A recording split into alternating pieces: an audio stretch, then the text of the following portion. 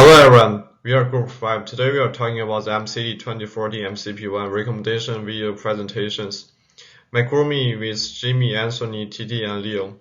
Jimmy and TD we are talking about the recommendation 1, which is a problem that business ODR is facing with ineffective measurements. And Anthony and Leo we are talking about the second part, which measurement theorem we are using to respond to this problem. And the first part is the background of the OZR. The OZR is a low-cost airline based in Melbourne that operates domestically in Australia. It was founded in 2021 and with the slogan, we make the flying simple. When OZR first launched its aim to compete with others low-cost airlines operating in Australian market like Jetstar, Tiger Air, and Virgin Australia. OZR initiated a price war with other airlines when it aggressively entered the Australian domestic market with a rate cheaper than those of its competitors. But there are a lot of problems with cheap airlines. The main problem that the report will analyze is the absence of an effective operational framework at OZR, encompassing both daily workflow, procedures, and personal management mechanism, which leads to the error of OZR initial competitive edge, characterized by straight baggage handling, exceptional customer service, punctuality, and competitive airfares. The lack of standardized procedures. OZR operation has been handled by a lack of standardized procedures, leading to inefficiency. The company training does not meet industrial normal, contribution to error and safety concerns, which in turn have damaged the airline's reputation and trust among consumers. These situations has attracted regulatory attentions, require significant investment to rebuild the company's standing in the market. Cost-saving measures have also led to the loss of experienced staff and the hiring of underqualified personnel, affecting the company's ability to effectively manage teams and workloads and deterring skilled workers from employment with OZR. The training and development is a method that the business can use to respond the lack of safety training awareness of their employees. OZR can use the training and development approach to solve this problem. The training approach is to train employees on safety awareness, sense of responsibility, and ethics.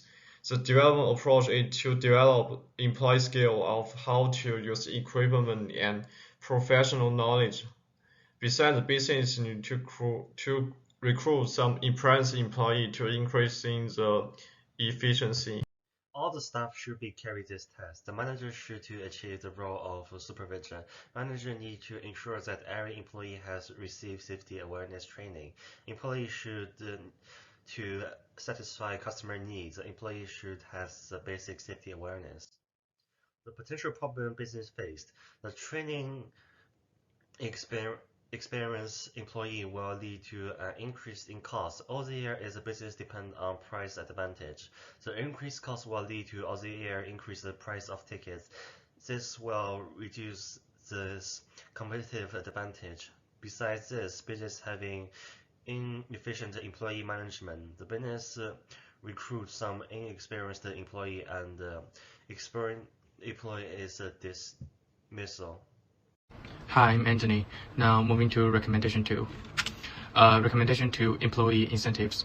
To address a significant deficiency in personnel management, OZR is recommended to establish a dedicated fund pool specifically for employee incentives. The primary purpose of this fund is to provide financial rewards to employees who consistently perform well and show notable dedication to their work. And the potential increase in employee satisfaction can lead to enhanced work efficiency and benefiting the entire organization by potentially leading to improved service quality and customer satisfaction. Now here is the steps that need to be carried out. The first one is to set up a dedicated financial pool specifically allocated for employee incentives. This fund should be separate from general payroll and operational expenses. And next step is to develop clear criteria for awarding incentives. This should involve measurable performance metrics that employees can understand and strive towards.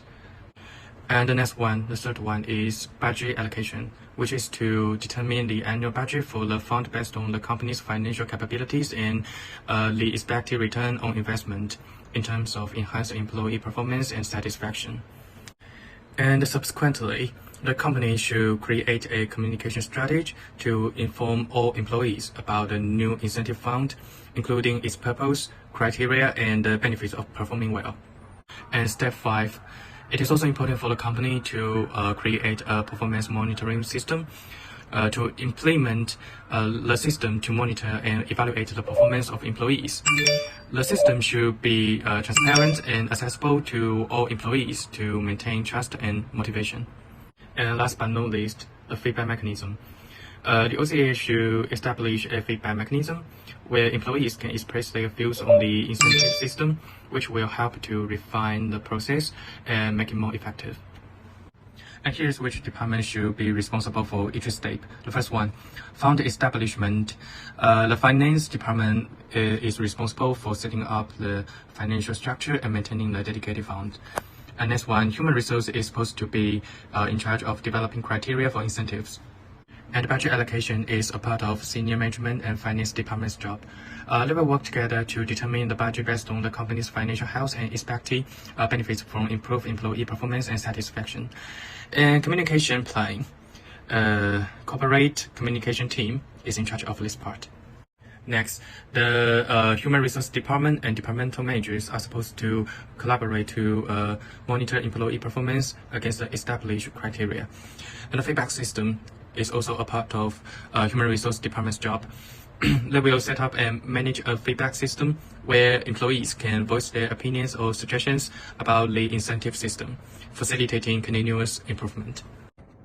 The cost: motivating employees, rewarding them when they're shown outstanding performance. This can motivate them to sustain their exemplary performance, and therefore their commitments to work will exponentially increase. For example, an initiative helps increase workers' excitement for their jobs and the company. And this implies that raising employees' motivations level will support and contribute to an increase in the degree of subjective well-being and, in some case, an increase in productivity at work. Potential problems: an effective operational framework. Inefficiencies and safety mishaps results from a lack of a well-organized operational mechanism with a defined division of work and operational standard. In areas like baggage handling, customer service, punctuality, and price, competition edge is enrolled by the lack of consistency in everyday process and personal management. Poor personal management, cuts, and the hiring of underqualified staff are the results of cost-cutting effort, high turnover rates, and inefficient performance intensive, and the increase in workload for the remaining employees are the outcome of this. Safety incidents and regulatory challenges. Oz Air has had safety mishaps that have hurt its brand, undermined consumer trust, and drowned regulatory attentions due to inadequate training and standard operational procedures. These events have also required significant financial investment to restore credibility. Financial pressure and cost-cutting measures. Oz have reduced workers and used less expensive resources in reactions to losses, which has had a negative impact on the caliber of customers' care. These actions, which also include rising ticket costs, have created a vicious circle of falling passenger satisfaction and more income lost.